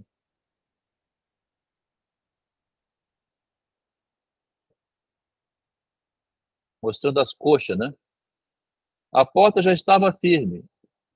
Ainda mexeu no trinco e viu que não havia mais esperança de continuar naquela posição. Consertara-se depressa, desta vez. Consertara-se assim, se arrumou, né? Deu-lhe um murro. A miserável parece, a miserável parece que tinha adivinhado. Firme. Pronto, freguês. O Adelmo, ele consertou, foi a porta, porque a porta ele demorava a consertar. Mas ele estava querendo ficar naquela posição de ver as coxas da moça. É. E a miserável da porta arrombou rápido. Tá vendo, Amácio? Pronto, freguês. Retomou a direção, ajeitou o boné e lembrou de examinar, ficou olhando pelo espelhinho, tá vendo? Espelho. Assim pegava um pedaço da cabeça. Não é que usava franjinha? Franjinha amarela, cor de gema de ovo, beleza de franjinha. E essa lembrança imprimiu-lhe um ar desolado no rosto. É. Essa lembrança imprimiu-lhe um ar desolado no rosto. Mas quem, minha Nossa Senhora? Quem meteu essa ideia na cabeça de Terezinha? Quem que enfiou essa ideia na cabeça dela? Eu quero experimentar, Cristóvão. Não custa nada. Então entrou o personagem, Terezinha, né? E o motorista Cristóvão. Mas, Terezinha, você não tem voz, você vai perder. Muitos calouros cantam bem, você perde. Ah, mas mulher, quando quer uma coisa, quer mesmo. Raça miserável. Aí, ó. Aqui, Clarice. Falou mal de você aqui, hein? Mulher, quando quer, quer mesmo. Quer mesmo. Ah,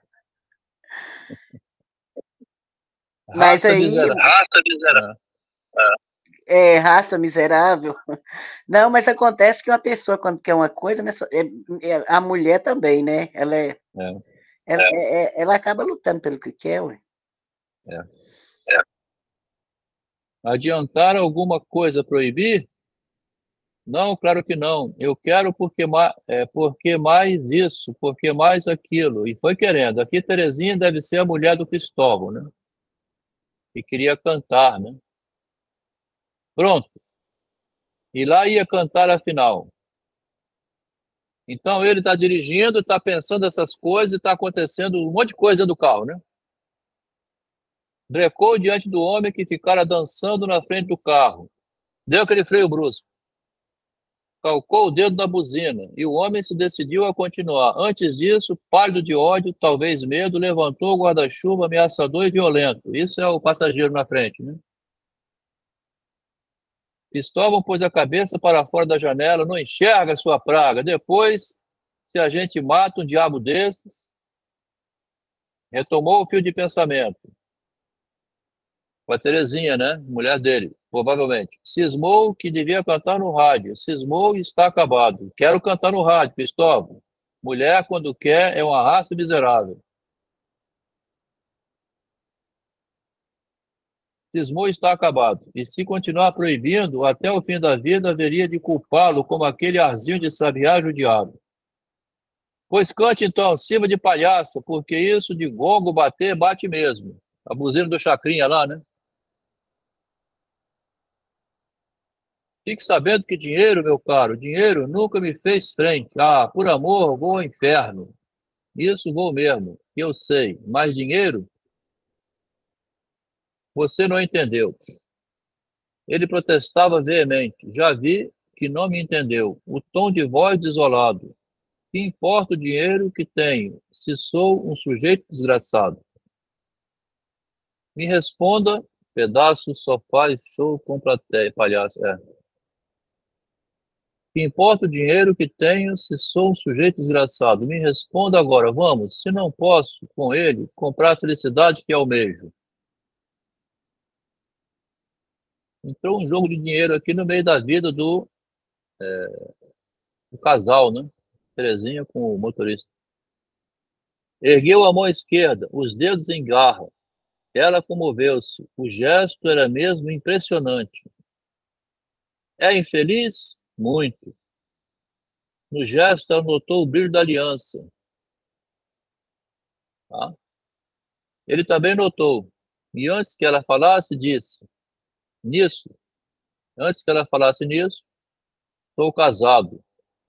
Não sei se já disse. Casado. Sim, gemeu num suspiro profundo. Mas minha esposa não me compreende. Nunca me compreendeu. Sou um estranho naquela casa. O Adelmo, parece que o Cristóvão, né, ele vai escutando essas frases, né, desse casal, desse homem do casal. Aí ele fala assim, que ele olhou no espelho, né, o retrovisor, né, ele olha no espelho, retrovisor. E ele vai vendo também o que ele fez com a Terezinha. Porque Aqui assim, eu já, esse homem aqui, parece que Márcio, ele mente, né, pra mulher. Assim, que a mulher, isso pra ele, aquilo pra ele. E o Cristóvão também fez uma perversidade, né, fingindo que estava gostando que ela fosse fazer, mas ele adorou que ela não passou. aqui o conto é um bocado confuso, tá? Eu já tinha lido umas 3 vezes, aqui nessa leitura mais uma agora. Pode ser também que ele está escutando essa conversa da Terezinha.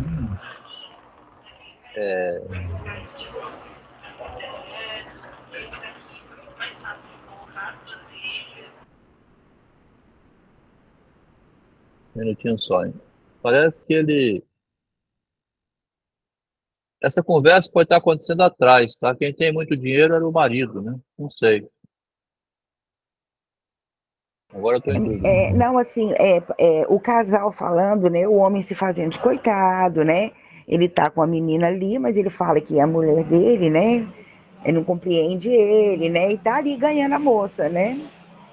E Mas e a Terezinha é a mulher do passageiro que está do atrás. Cristóvão, não, é do Cristóvão. É uma namorada que ele tem e que ele não quer que ela cante, mas eu entendi assim, né? E É, ele finge, né, que tá dando uma força, mas ele não quer que ela faça isso, né? é isso aí. Então, sou casado. Não sei se já te disse. Casado, sim. Gemeu num suspiro profundo. Mas minha esposa não me compreende. Nunca me compreendeu. Sou um estranho naquela casa. Tem filhos? Tenho. Tenho 5 anjinhos. 5 inocentes anjinhos que me impedem de cometer uma loucura. Ela tomou-lhe as mãos, olhou-o bem dentro dos olhos para mostrar que era compreensiva.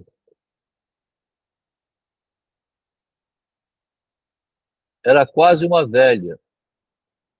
Todo mundo finge, né? Se ele fala que a mulher é incompreensiva, a outra fala que compreende, e quer mostrar que é compreensiva, né? O contrário da esposa dele, né? Fica uma falsidade ali dentro do táxi. É. Fios de cabelos brancos desprendiam-se desalinhados do coque negro e no rosto. Estaria manchado de talco? Cruzavam-se rugas tortuosas de desespero e ansiedade. O homem sentou-se na beirada do banco. A fisionomia era impenetrável, mas os lábios firmes e secos tinham a mesma cor esverdeada do rosto. Depressa, para a central. Cristóvão quis fechar a porta entreaberta, mas o homem interrompeu-o.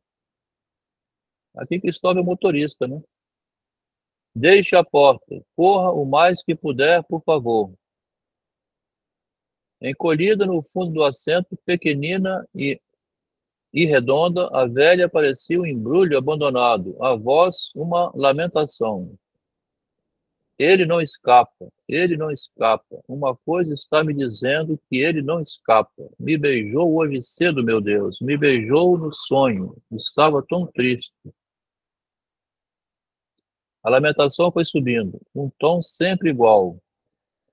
Parece que queria falar comigo. Não escapa, eu sei que não, eu sei. O que me fez isso? Porque se eu pudesse adivinhar, me beijou no sonho. Veio se despedir. O homem parecia não ouvi-la. Continuava teso e imóvel, os olhos fixos na direção.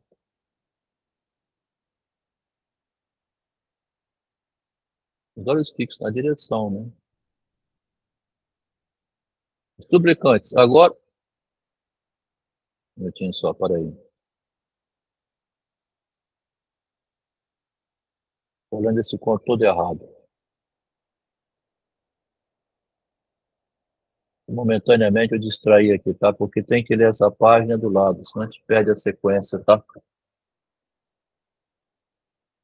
Momentaneamente aqui eu distraí, tá? Momentaneamente uma distração, porque eu faltou ler a página do lado, né? Eu acho que eu tô com a cabeça aqui nessa apresentação de terça-feira. Fala, Márcio.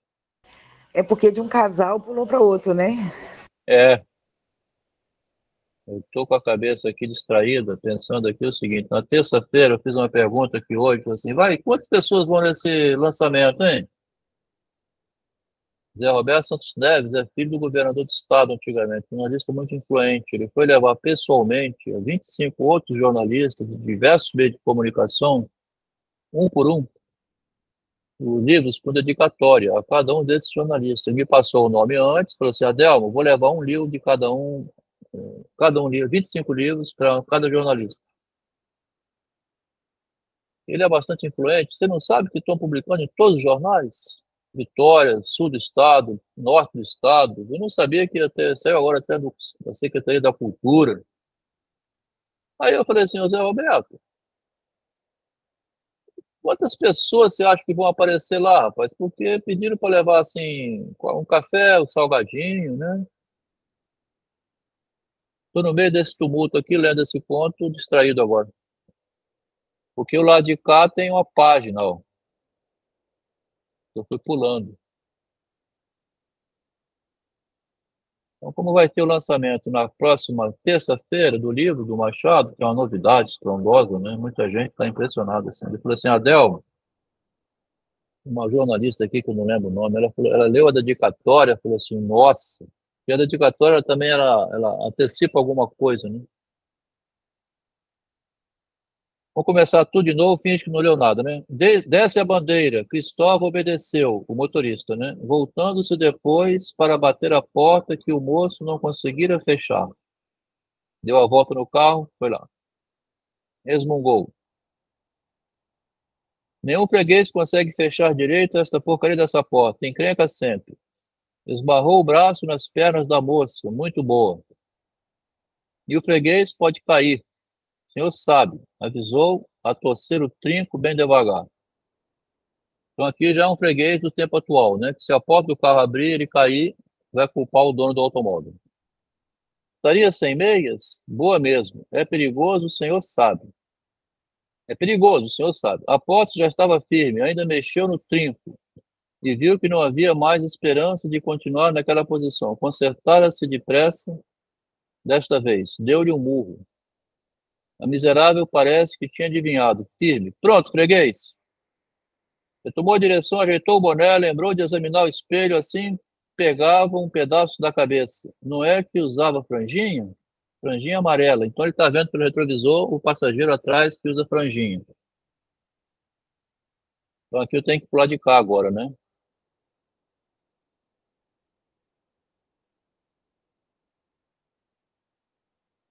Para onde, cavalheiro? Perguntou distraidamente. Sujeito de sorte, isso sim, deveria ter dinheiro, o vagabundo. Franjinha amarela. Deu um piparote no macaquinho peludo, dependurado no espelho, era coisa rara. Então não sei. Os olhinhos redondos do mascote concordaram num ar malicioso de cumplicidade. Deu umas voltas pelo parque, mas vá devagar, ouviu? Então pegou um casal que quer ficar passeando dentro do carro para namorar igual se fosse um cinema, né? No escurinho do cinema. Cristóvão pôs o espelho na posição primitiva e o cara da franjinha desapareceu, deixando no seu lugar o asfalto cinzento da rua. Suspirou fundo, então voltou o espelho para ver o asfalto lá atrás. Profissão cachorra. Deu a partida. De trás vinha agora um cochicho abafado, né? Aí. Um ou outro pedaço de frase conseguiu surpreender. Não sou o que era ela, mas meu bem, não precipite, era ele. Fragmentos de frases que ele vai ouvindo, né? Cristóvão sorriu. Uma conquista, está claro, pensando na mente dele, né? Não queriam ser vistos, do contrário, teriam ido conversar numa confeitaria. Isso queria dizer que um dos dois devia ser casado. De certo, era o rapaz. Podia também ser ela, ou então os dois. Deu de ombros, bolas, e eu com isso. Ou seja, estou trabalhando, né? A fisionomia concentrou-se. Daí a pouco, 4:45 ou 5 em ponto, devia começar o tal programa. Engraçado que agora em outubro, em São Paulo, peguei um táxi de um rapaz, de um senhor de idade, 72 anos. Né? Ele pegou uma boliviana, fez uma jogada com ele, gravei até o áudio, né? Eu mandei para algumas pessoas para ver como é interessante a conversa do taxista. Então tem a lembrança. Essa lembrança imprimiu de um olhar desolado no rosto. Mas quem, minha Nossa Senhora? Quem meteu essa ideia na cabeça de Terezinha? Quem? Eu quero experimentar, Cristóvão. Não custa nada. Aqui, então, tinha um casal lá atrás, agora ele começa a refletir na vida dele, tá? Será que a Terezinha anda escapando por aí para cantar e tal também, né? Quer dizer, já que eu estou vendo o jeito que é atrás fugindo, né? Ele transporta para a vida pessoal dele. Mas, Terezinha, você não tem voz, você vai perder. Muitos calouros cantam bem, você perde. Ah, mas mulher, quando quer uma coisa, quer mesmo. Raça miserável. Adiantar alguma coisa proibir? Não, claro que não. Eu quero por mais, porque mais isso, porque mais aquilo, quero por um monte de coisa, eu quero, eu quero, eu quero. Pronto, e lá ia cantar afinal. Brecou diante do homem que ficara dançando na frente do carro. Então, tinha um guarda-chuva. Cristóvão pôs a cabeça para fora, brigou com ele. Retomou o fio do pensamento na cabeça do Cristóvão. Cismou que devia cantar no rádio. Cismou, está acabado. E se continuasse proibindo, ia ser pior ainda. Então, nós lemos até aí, né?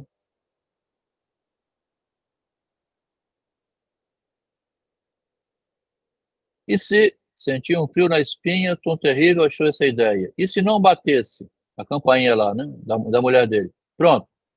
Daí que começa a história. Terezinha fazendo sucesso, Terezinha assinando o contrato, Terezinha tomando chá com o diretor, algum canalha casado, é claro. Aqui ele tem uma paranoia, então, de ciúme, né? Porque entrou um casal do carro, ele tem uma paranoia de ciúme da mulher dele despertar interesse de alguém. Ele vai revendo, né, esse olhar no espelho dele ali também. Ele, né, ele vai vendo por aquele casal, né, a situação dele, né?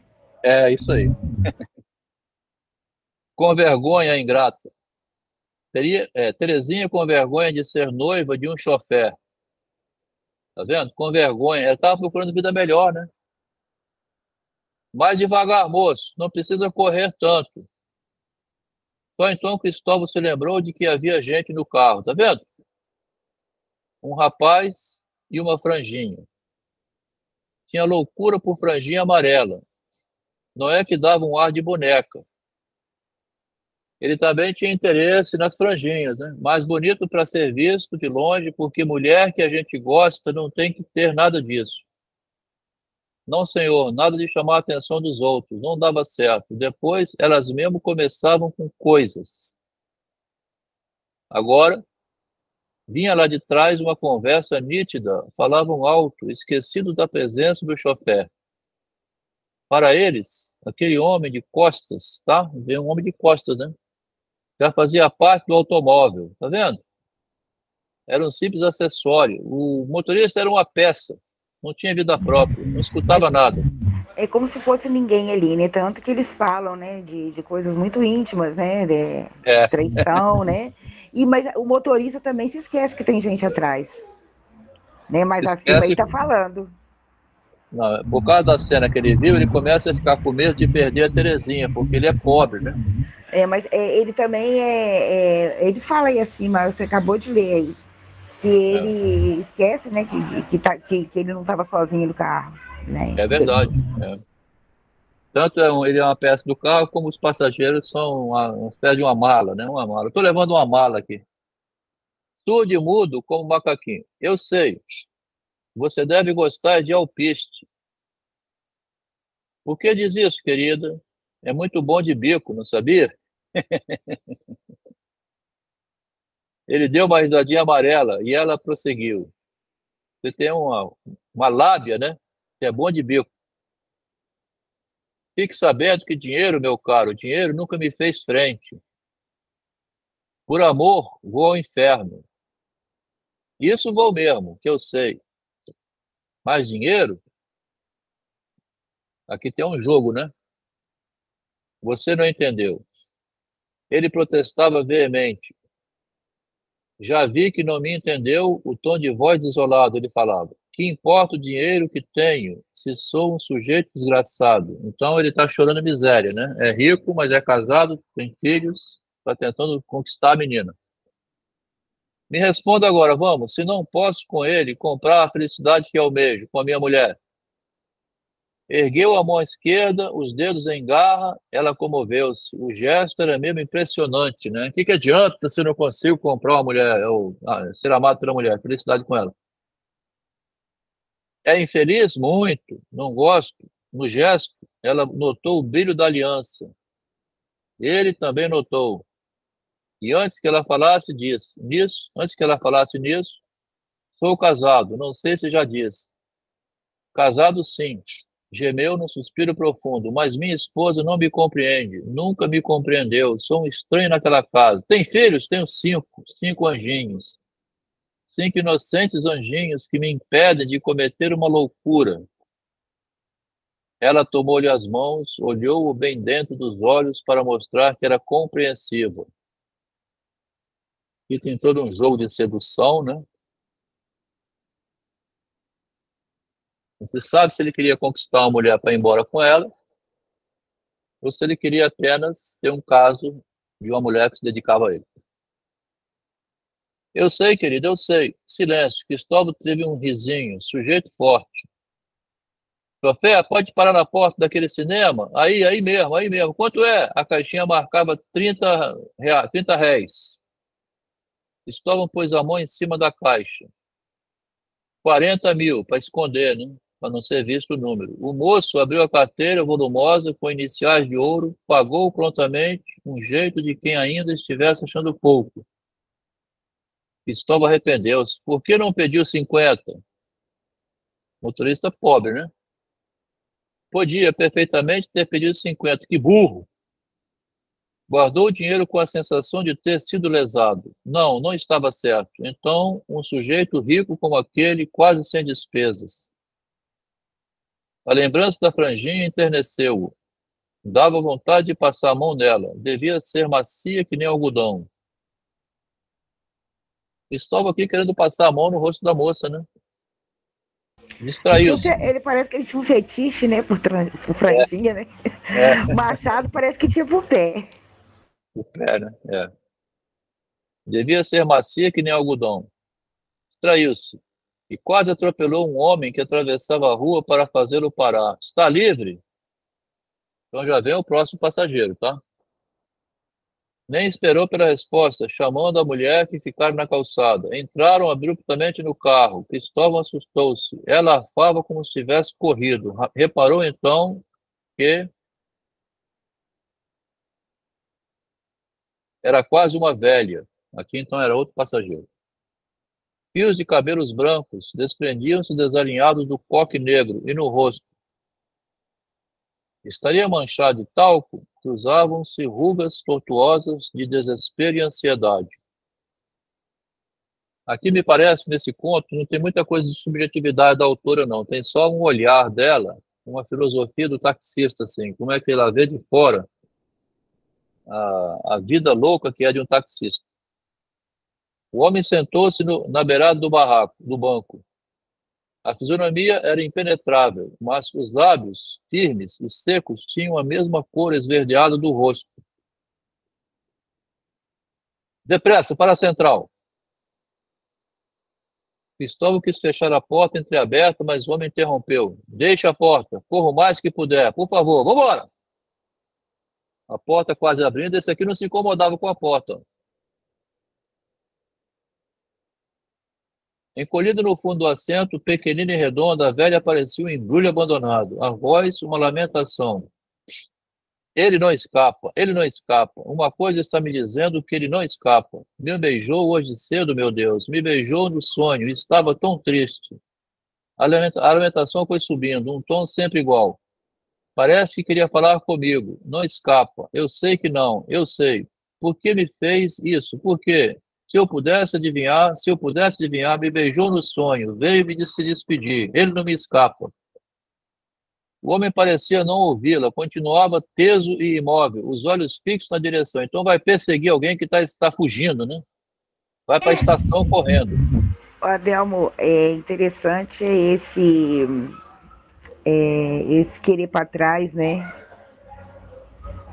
Se eu pudesse adivinhar, né? É. Alguma coisa aconteceu que ela correu para pegar um táxi com algum amigo, algum conhecido, uma velha, né? Uma senhora, né? É o filho, eu acho que é o filho, né, que suicidou aí. Não pode correr mais, mas o carro já deu tudo. Desviou-se de uma bicicleta que lhe atravessou o caminho. Quis dizer um palavrão ao moço, porém engoliu-o a tempo. A coisa não estava para brincadeiras. Não me importava muito com a velha, mas aquela boca esverdeada do homem e aqueles olhos secos e firmes. Espantou-se quase ao chegar na central. Puxa, em menos de 10 minutos, é uma corrida rápida, né? Qual o chofer que faria isso? Sorriu orgulhoso. Qual? Os dois já desciam, e Cristóvão acompanhou os dedos grossos e sujos do homem. Seria mecânico? Abrirem a bolsinha do níqueis. Que dinheiro podia haver naquela bolsa rasgada e murcha? Tinha acabado de deixar um rico, né? Agora é um miserável.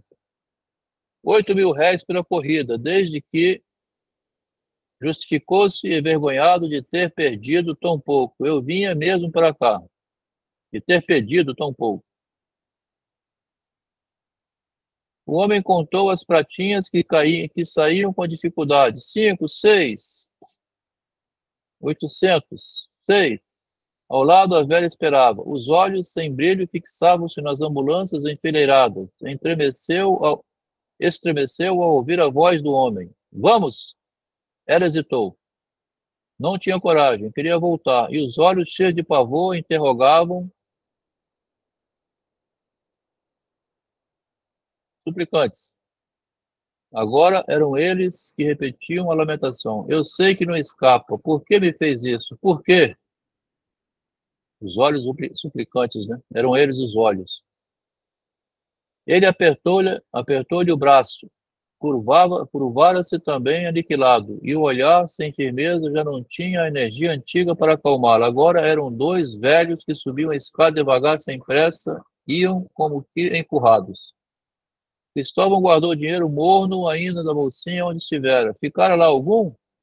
A verdade é que podia ter pedido menos, podia ter pedido 5, porque ele já vinha para a estação, era o caminho de volta, né?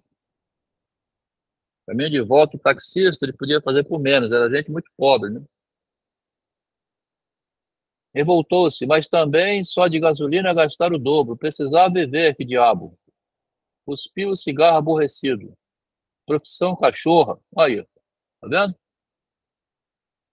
No portão, o enfermeiro apontou. Cristóvão mostrou-lhe o casal. O que aconteceu, hein? E o enfermeiro pôs-se a coçar o bigode aliado como se não tivesse ouvido a pergunta. Quer dizer que esses são os pais. Voltou-se para o chofé. Um rapaz deu um tiro no ouvido. E não se salva? Quis salvar o quê? Riu-se da ingenuidade de Cristóvão. Pois, então, gente, que dá tiro no ouvido alguma vez já se salvou? Velho ruinzinho.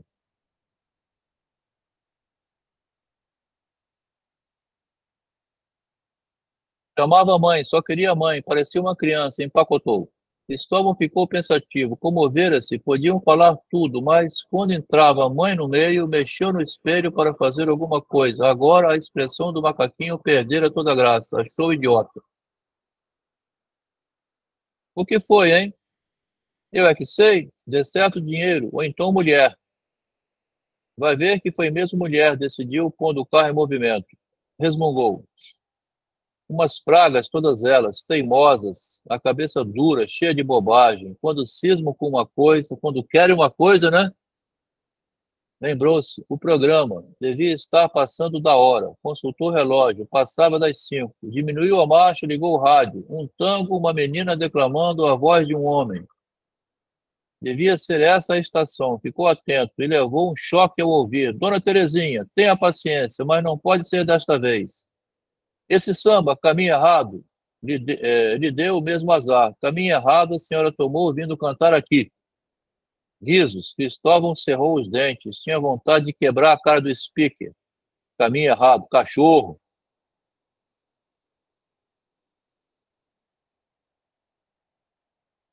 A seguinte, depressa, a seguinte. Dona Clara, onde é que se meteu a Dona Clara? Desligou.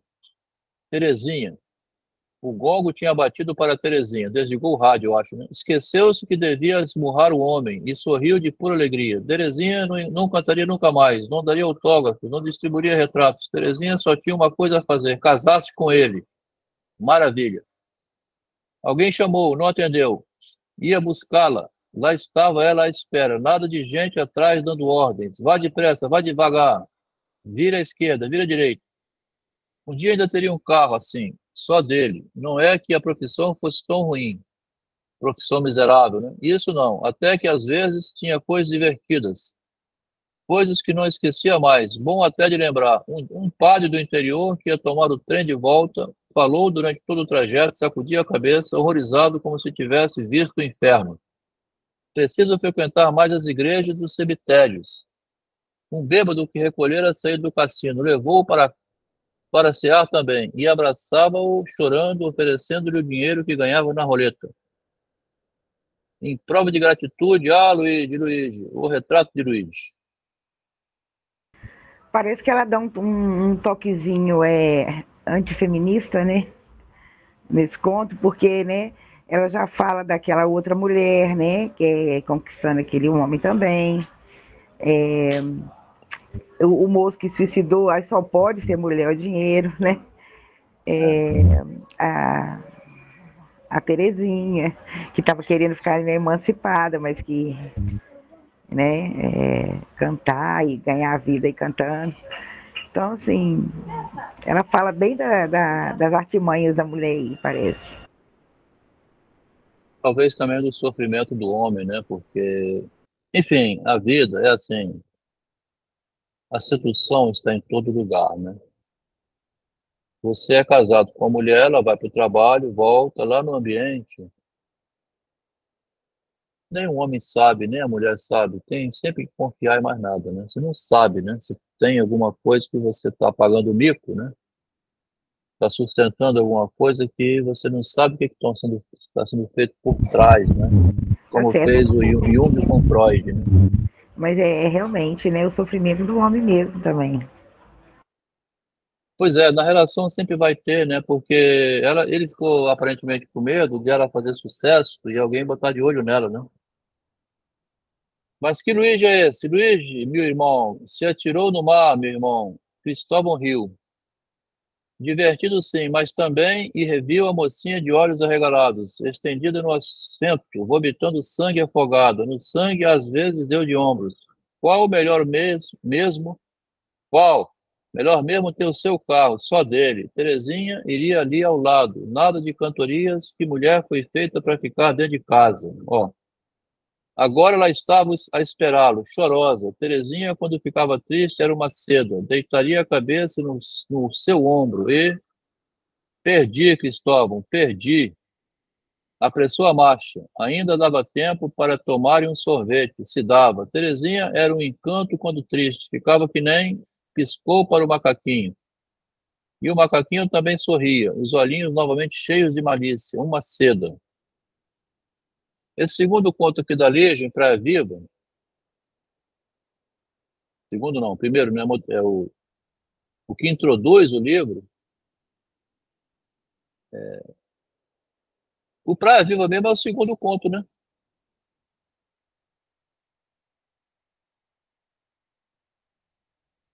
Os melhores contos estão para frente.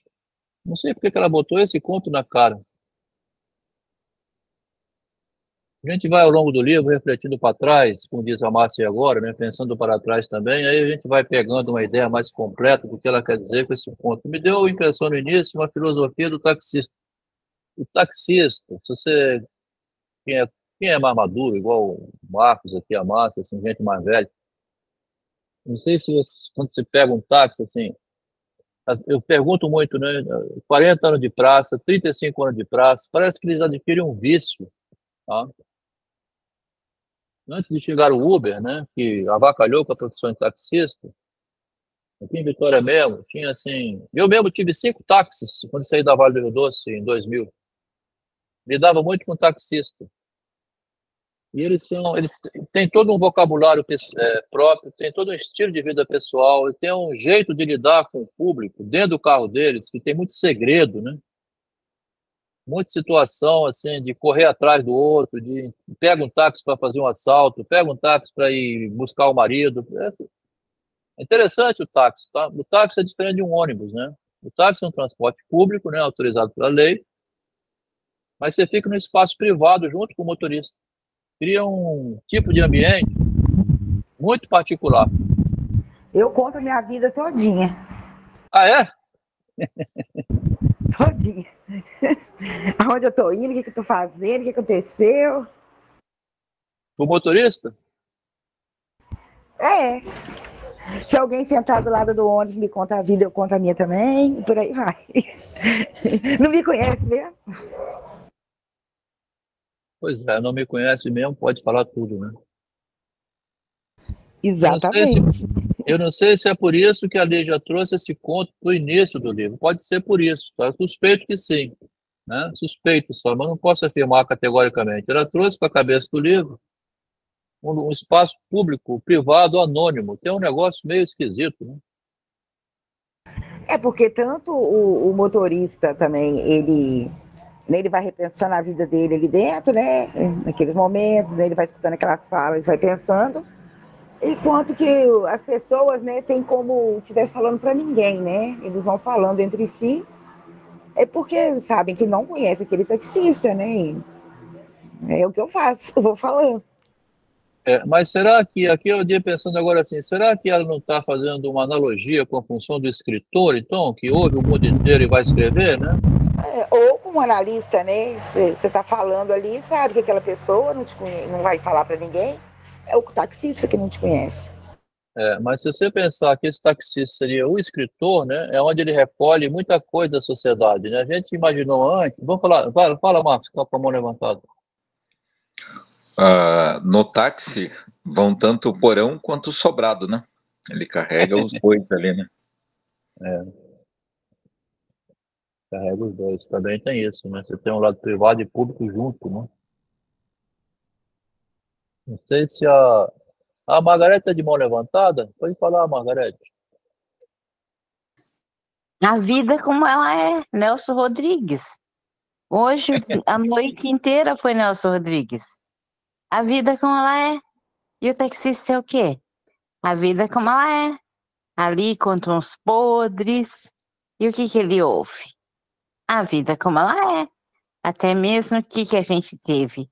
A morte do judeu que matou o filho. Isso é o quê? A vida como ela é. Ele não esperava que quem estava na casa dele mexendo era o próprio filho. Ele tinha uma arma. Então tudo isso. Eu achei que a noite hoje foi... a gente falou de lixa, mas a noite foi do Nelson Rodrigues. A vida como ela é. Interessante o comentário, tá vendo? Se você compartilha suas ideias, a gente enriquece muito a leitura, assim, lendo coletivamente, né?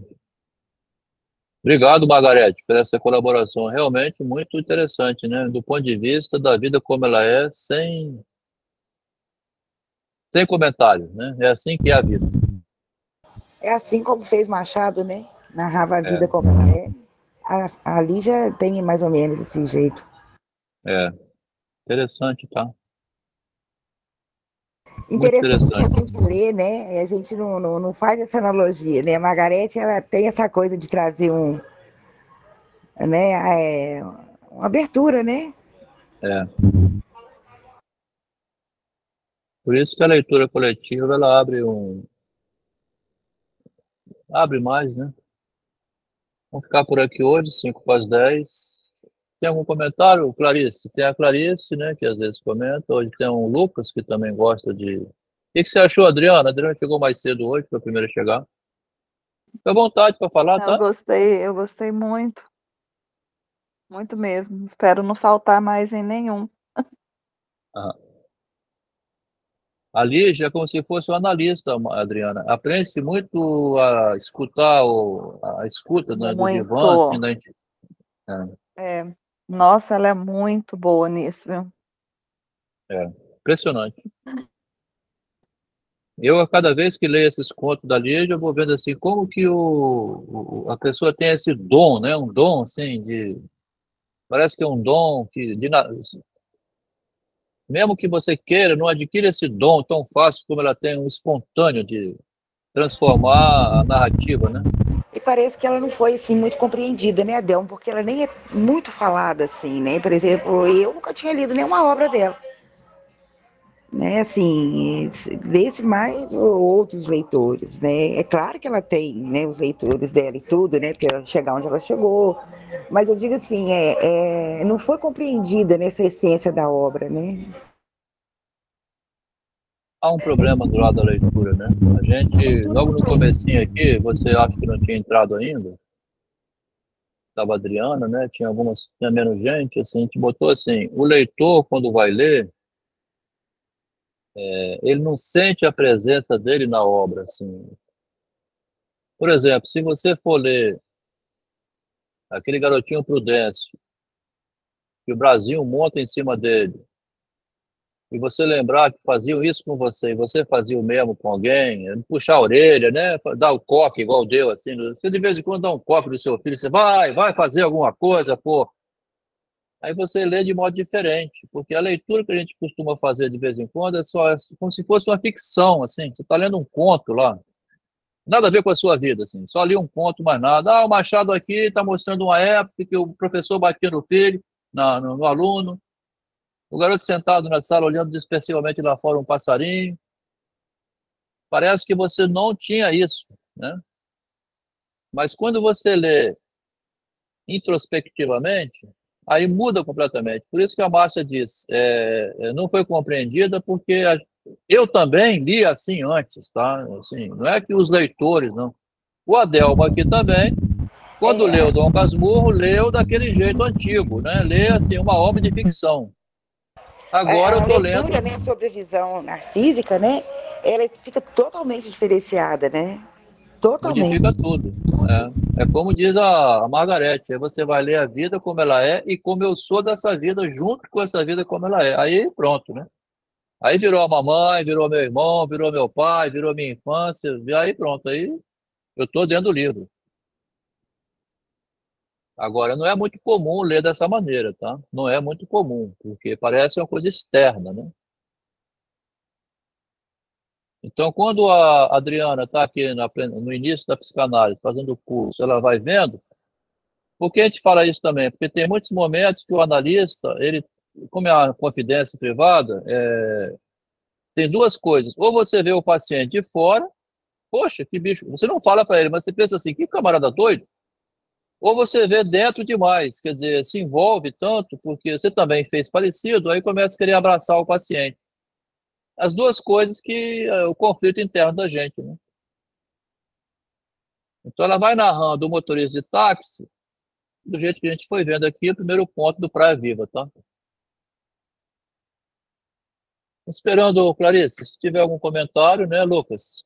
Vou falando aqui para preencher o vazio, tá? Mas se levanta a mãozinha e vai falando, né? Se quiser. Boa noite a todos. Vou encerrar aqui a gravação, tá? A Márcia teve que sair. Não dá por encerrado, então, hoje. Boa noite a todos. Obrigada, viu, Adel? Muito Boa conhecimento. noite, Adriano. Obrigado. Boa noite. Estou lendo aqui os comentários do Louco por Literatura, que prefere escrever sempre, né? O Roberto. Os comentários que fica salvo, né, para depois. Então tá. Obrigado, pessoal. Vou dar uma boa noite aqui, né? Encerrou a gravação. Boa noite, Adelmo.